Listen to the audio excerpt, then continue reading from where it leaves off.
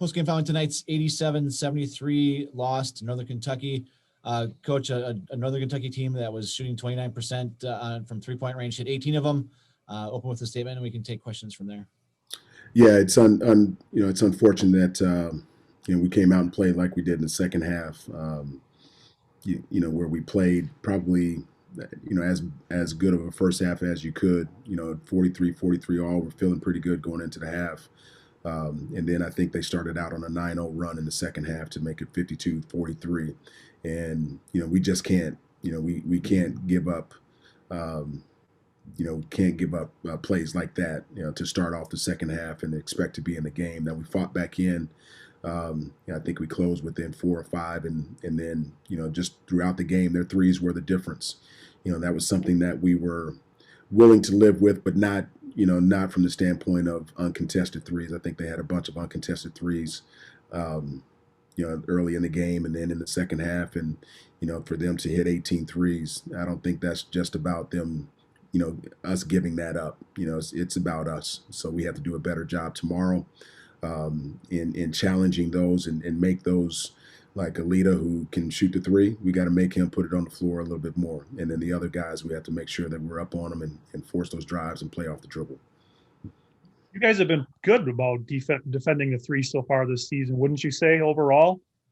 Yeah, I think overall we've been decent. I think we can get a lot better. I think we were overly concerned about the paint, and a lot of our past teams, they've been getting into the paint and scoring a lot of points there. So we've been concerned about that. But I just thought we were a little bit relaxed on our closeouts. We got to be better with that. Even if someone that isn't shooting well, we have to, our closeouts have to be much better and make them, think about something else out there on the floor. I just thought they were comfortable and relaxed, and we didn't have much force in the game from that standpoint. So we have to be better, and if we don't, it'll be another night like this. But I'm encouraged that our guys will fight and come back tomorrow.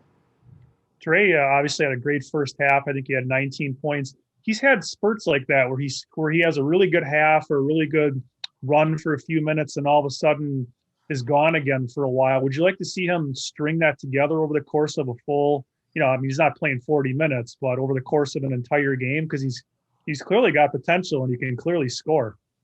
Yeah, I would love that consistent effort from half to half to be able to carry us. And I think it's twofold. I think it's not only him trying to find those spots, especially against the zone, but it's also his teammates trying to find them as well. With those same opportunities. So I definitely want him to be more consistent and take that next step in getting to another level from a scoring standpoint and not just score 3 points in the second half. And that's, like I said, it's his teammates, finding him, and then it's him finding those opportunities as well. You got a little bit closer to health today. You got Grant back, which obviously helps, gives you another shooter out on the floor. Is Tafari any closer to getting back, do you think?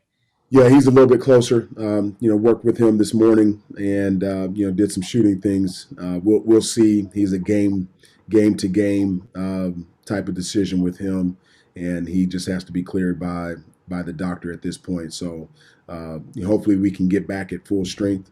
With Grant coming back, it's a rhythm game. So I thought he was a little bit out of rhythm, especially on the defensive end, and then just trying to find his niche and get back into the fold. It's tough to throw someone in there after not having practiced for a while and not having seen game time. Right. And, somebody I had asked you about a while back and just haven't brought him up lately, but what's the status of Jordan Latham? Is he going to be playing this year, or is that still kind of up in the air?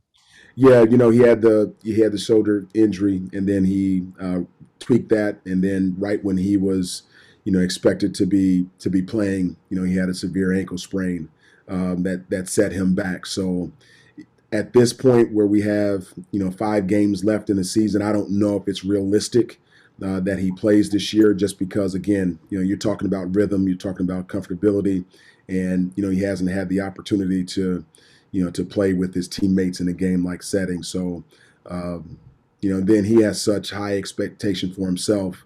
I don't want him to put too much pressure on himself either. So he's still in recovery mode as far as getting his ankle back, and he's turned it twice since being cleared to play.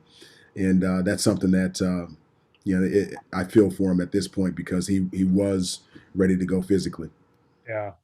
And as long as we're talking about injuries and such, we haven't talked about Vin Baker Jr. since the very beginning of the season. And I know out for the year and everything, he had that surgery, but is he progressing along as well as, you would have hoped?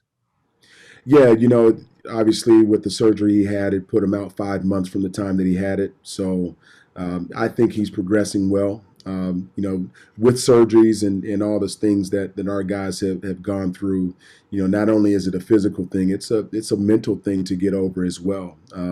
And so I think that's a battle as well. But he's progressed, and hopefully, he's obviously not playing this year, but hopefully we can get him back in a full with a full recovery.